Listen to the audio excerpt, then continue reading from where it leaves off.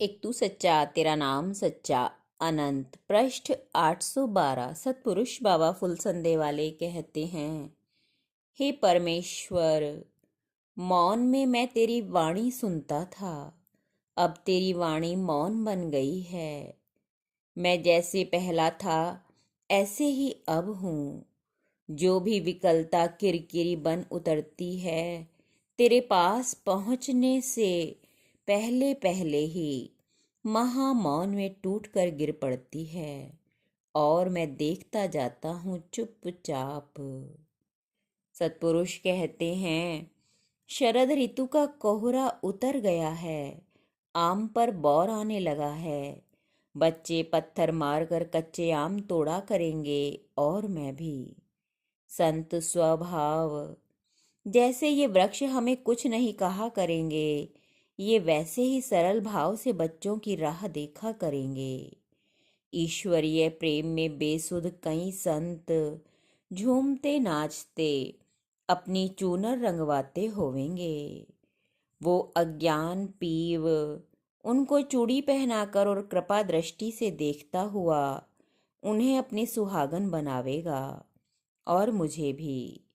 मैं उन सरल संतों की सेवा में समर्पित हुआ मनोयोग से उनसे उस अज्ञात पीव के विपुल सौंदर्य के वर्णन को अपने सलज्ज नेत्रों को अश्रु बोझ से झुकाए हुए चुपचाप सुनूंगा और उनके पवित्र हाथों को चूमकर आंखों से लगा लिया करूंगा। एक रोज क्षितिज के पार मैं चलता चला जाऊंगा, दूर, बहुत दूर। पीछे से मेरा संसार, मेरा विश्व दोनों हाथ उठाकर चीख चीख कर मुझे पुकारेगा, मुझे लौट आने को कहेगा। लौट आओ पथिक, रुक जाओ, तुम्हारे संग के पीछे छूटे जा रहे हैं, ठहर जाओ। लेकिन मेरे बंद होंठ मुझे कुछ भी जवाब नहीं दे पावेंगे। मेरे पैर बढ़ते ही चले जावेंगे किसी अज्ञात धुंध में। मृत्यु की सीमाओं के परे मैं पलट कर लौटना भी चाहूं तो सच मानो आ नहीं पाऊंगा।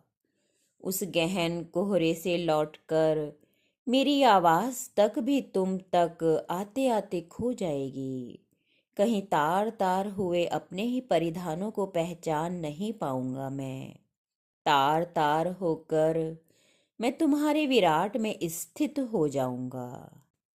हिंदू कहे मुझे राम प्यारा, तुरक कहे रहमाना, दोनों आपस में लड़ मरे, मरम एक ना जाना। और जिन्होंने तुम्हारे मरम को जान लिया, जिनके कपड़े तुमने रंग दिए, बस वो तो बावले और दीवाने हो जाएंगे। प्रेम बांटते और इकट्ठा करते वो कहाँ इतना होश प्रिय, जो ये सीने का दर्द थमे और दुनिया की तरफ देखने दे। तू या होश की बात भी करने दे। सिवाय बेखुदी और दीवानगी के अलावा क्या रखा है यहाँ? समझ और समझदारों का काम यहाँ है ही नहीं। एक तू सच्चा तेरा नाम सच्चा।